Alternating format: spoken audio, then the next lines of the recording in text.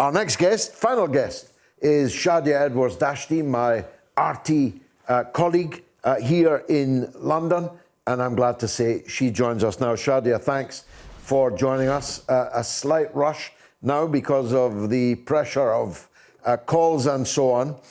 So can I go quickly into asking you a question that may not be the most important question that you or I have contemplated this week, but it's an interesting one.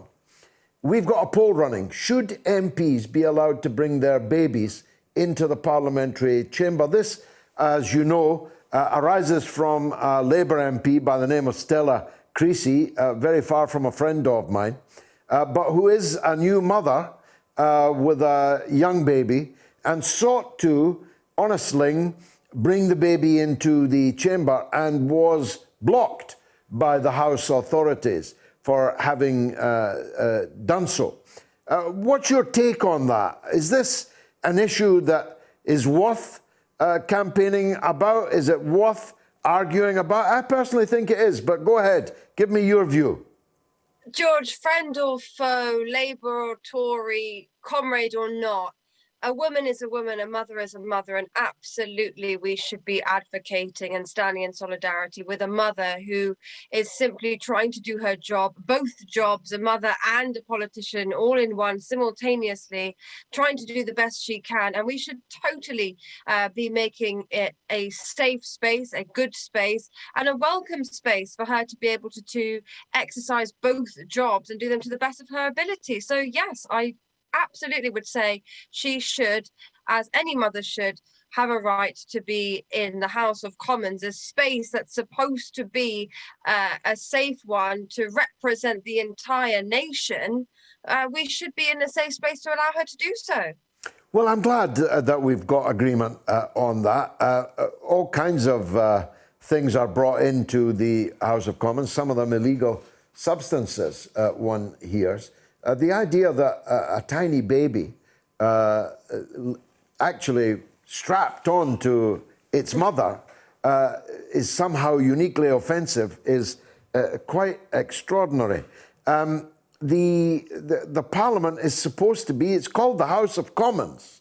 It's supposed to be a chamber, it isn't really, but it's supposed to be a chamber in which the country, the nation, all the people of the nation, men and women, black and white, gay and straight, with children, without children, are there in the crucible, if you like.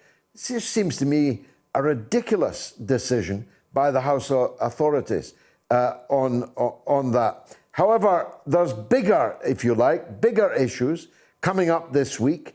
It's just been announced that the SNP have tabled a motion of no confidence in Boris Johnson that will have to be heard in this coming week at Westminster.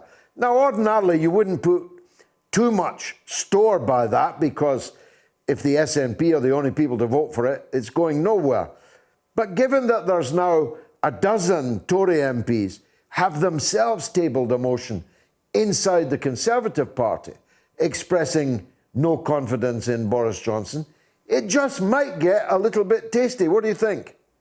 Well, it's a very telling time when your own pals are turning their backs on you, isn't it, George? Of course, if Boris Johnson is now seeing those people that are supposed to be backing him now saying, actually, we need to be pointing the finger of blame directly at you, that is quite a worrying space for Boris Johnson to be in. We know that tabling a motion of no confidence is no trivial matter. It's actually incredibly serious, particularly when it's people within the Tory party are doing it. We haven't often seen that. But what that goes to show really is that I'm not saying anything good about the Labour Party. I don't think this has anything to do with the successes of the Labour Party, but really goes to show just how many failures Boris Johnson is guilty of at the moment. It's not just about the pandemic anymore. Of course, that alone was enough to have a go at Boris Johnson, but at the moment, the current political climate, we're seeing sleaze after sleaze allegations.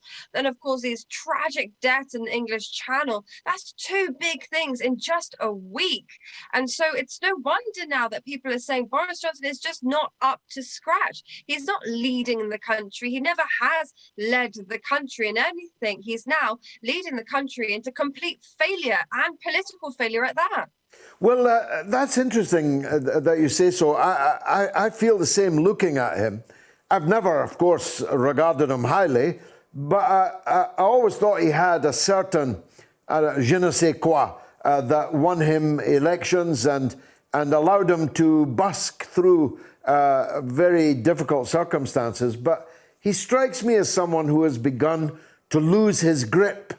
It's one damn thing after another, as you say. And now that we appear to be heading back into more trouble on the COVID front, you just wonder if a critical mass is not developing inside the Conservative Party, perhaps being encouraged by his next door neighbour, the Chancellor of the Exchequer, Rishi Sunak. Wouldn't be the first Chancellor to be intriguing against their boss, Gordon Brown being just the most recent and famous.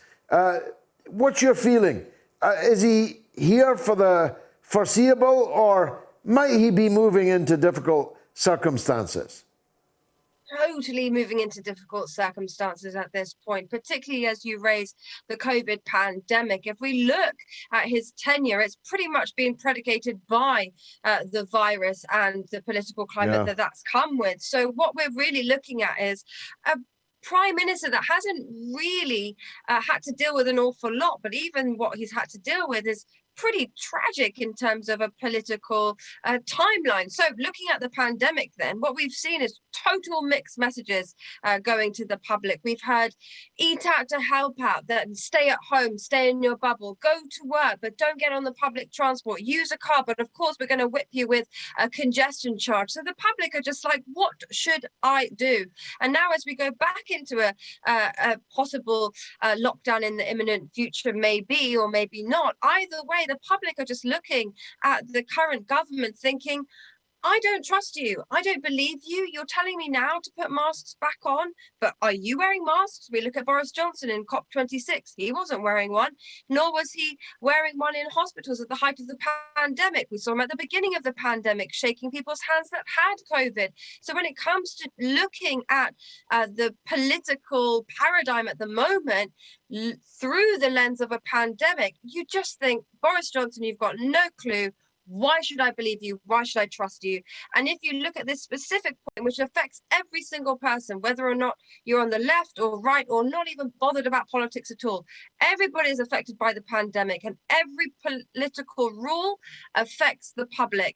And now they're interested in politics and they're thinking, hang on a minute, something's not quite right here. I don't trust you. And that is why I think Boris Johnson's time is up. Very interesting. We've got big by-elections coming up. Do you think the Tories have anything to fear in any of those? Well, the Tories are in some ways something to fear, because that's all that the politics is known to be at the moment. Unfortunately, we have a very weak opposition.